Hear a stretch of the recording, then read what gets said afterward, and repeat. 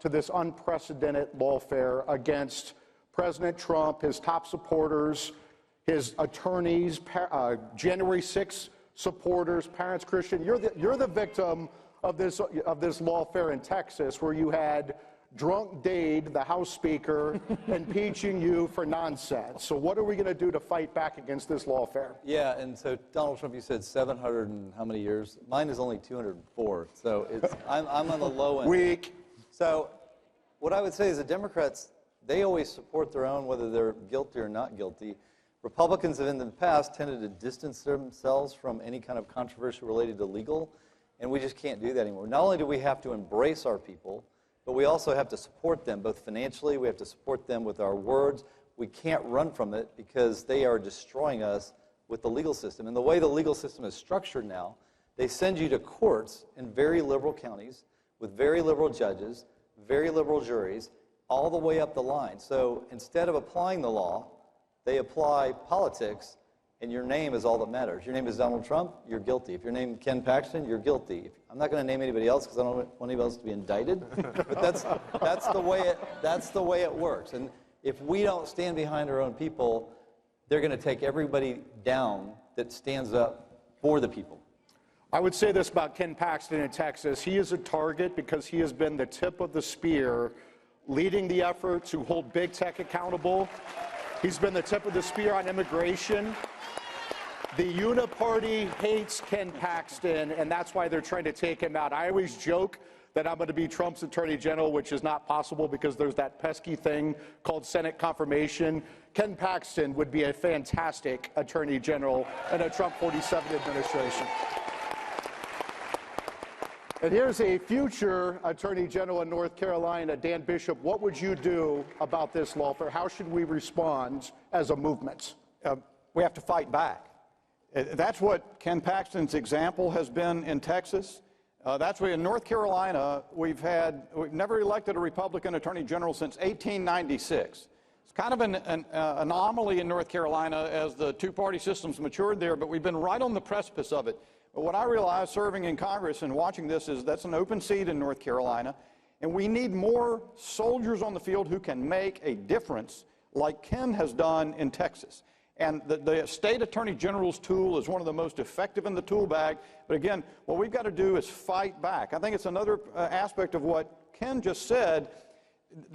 Among people who tend to be conservative, the very fact that someone brings a charge, no matter how crazy, no matter how inventive or novel the application of a particular statute to allege a crime, people tend to be repelled or to pull back in sort of a respectful, fear or disconnection. When you see the corruption that we've seen in the system, that no longer can be the case.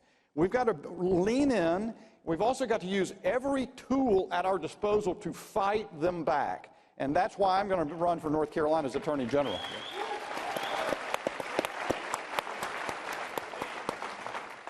Stephen, what's your response to this lawfare? Well, first of all, good morning, CPAC.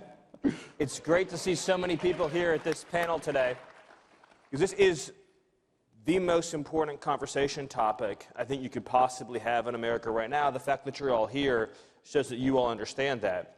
And I'm honored to be on this panel with so many, three incredible legal minds and legal warriors. And in particular, I want to say that, let's give them a round of applause, especially, of course, our current and future Attorney General.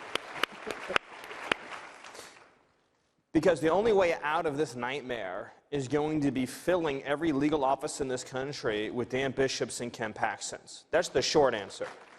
Amen. And so this is exactly who should be here for this conversation for that reason. There's something very broken in the conservative brain, and it has been for a long time. And call it a mental illness, call it a spiritual failing, call it a moral deficiency, call it weakness, softness, or just being pathetic. There is something really broken in the conservative brain. They're afraid not only of conflict, we know that, but there's an even deeper fear, a deeper fear than all of that, which is having power and using power. Conservatives are addicted to the language of libertarianism, which is fine. You know, it's a terrible ideology. But in an academic setting, okay, have these debates. In the real world, you elect a DA, you elect a judge. If a lot of judges, of course, are elected all throughout the country, and only one side plays that game, the other side doesn't.